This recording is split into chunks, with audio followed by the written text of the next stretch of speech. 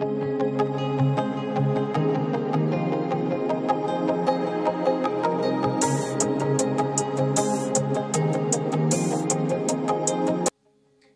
à vous, bienvenue sur Mati Conseil et Art. Nous sommes toujours dans notre série de vidéos Pourquoi consommer les produits de la ruche. Si vous n'êtes pas encore abonné, je vous invite à le faire afin de ne pas rater les prochaines vidéos. Donc aujourd'hui, nous allons voir un produit phare de la ruche. Je vous donne un indice. Voilà, il s'agit donc de la gelée royale.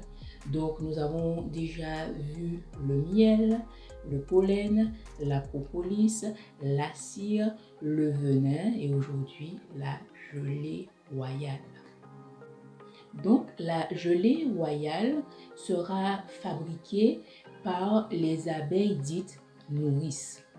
Donc ces nourrices vont sécréter grâce à deux glandes salivaires et plus précisément les glandes hypopharyngiennes situées à l'arrière de leur tête et les glandes mandibulaires, une sorte de lait maternel concentré que nous appelons donc la gelée royale. La gelée royale, nous l'avons compris puisque nous parlons de sorte de lait maternel et donc destiné à nourrir le couvain, à nourrir donc les larves qui sont dans la ruche. Donc il y aura deux catégories de larves. Des larves qui seront destinées à être donc les abeilles classiques, les ouvrières, et des larves qui seront destinées à devenir des reines. La différence donc qu'il y a entre l'ouvrière et la reine, c'est que pendant les 3 premiers jours de sa vie, les larves destinées à devenir des ouvrières seront nourries avec la gelée royale. 3 jours. Ensuite, le relais sera fait avec le pollen et le miel. Par contre, les abeilles qui sont destinées à devenir des reines, les larves seront nourries exclusivement de la gelée royale. Et donc, il y aura donc une différence au niveau de la longévité. Donc, les ouvrières vont vivre en moyenne 6 semaines, alors que les reines vont vivre en moyenne 5 ans. Vous voyez?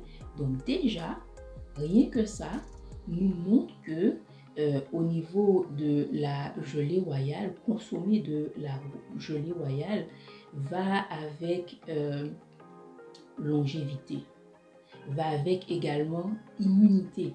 Pourquoi? Puisque vu que on compare la gelée royale au lait maternel, nous savons que le lait maternel va nourrir l'enfant, va lui donner toutes les défenses immunitaires dont il aura besoin.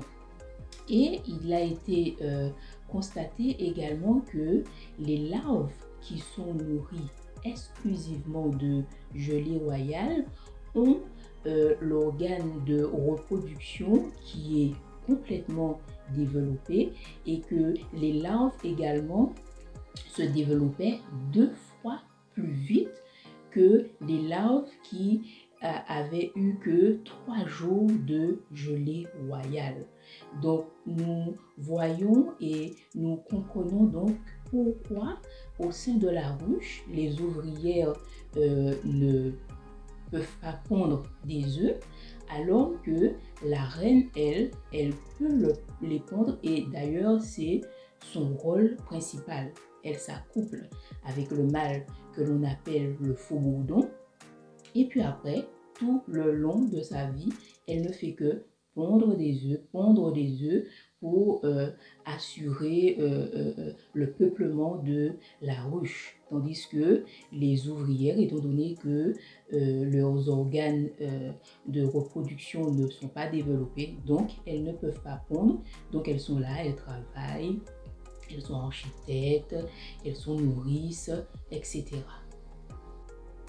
Donc la gelée royale est très riche Et au niveau de la composition, vous allez trouver donc les différents éléments au niveau de la description de la vidéo, donc en dessous. Et par contre, on retiendra 3 éléments quand même assez importants qui font que la gelée royale est ce produit un peu, on va dire, miraculeux. Donc, on va retenir donc l'acide pantothénique, la vitamine B5, l'acide 10-HDA et enfin la royalisine. La gelée royale a ainsi les propriétés suivantes: antibactérienne, antifongique, antigerminative, immunostimulante, neuroprotectrice, antivirale notamment pour les grippes et herpès, antioxydante, stimule les enzymes du foie, favorise la production de globules blancs et rouges au niveau de la moelle osseuse pour la santé des os, carminative, peut aider à équilibrer les prises de poids et à réguler l'appétit, équilibre le taux de cholestérol, analgésique en cas de douleurs articulaires et rhumatismales entre autres, probiotique, aide à régénérer la flore intestinale, antidépresseur naturel, améliore les facultés visuelles, stimule la sexualité, régule les hormones chez les femmes ménopausées notamment, mais aussi lors de la préménopause. Et enfin, elle a aussi comme une propriété euphorisante et stimulante générale.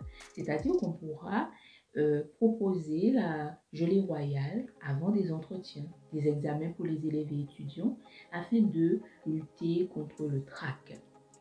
Donc, ça va permettre également d'avoir une meilleure mémoire, va réguler l'équilibre hormonal et soigner les problèmes cutanés, donc peau grasse, acné, mais aussi pour les personnes âgées et les troubles neurologiques.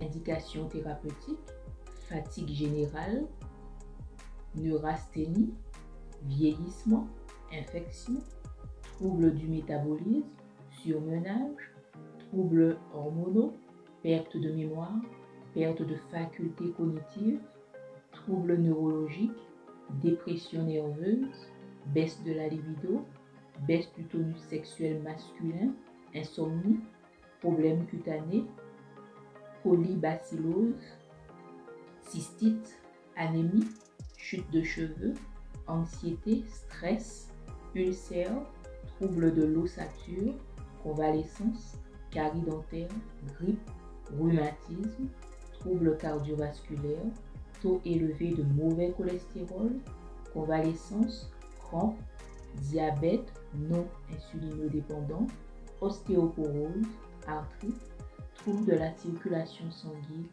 etc. Pensez à demander conseil à votre thérapeute et je vous dis à bientôt.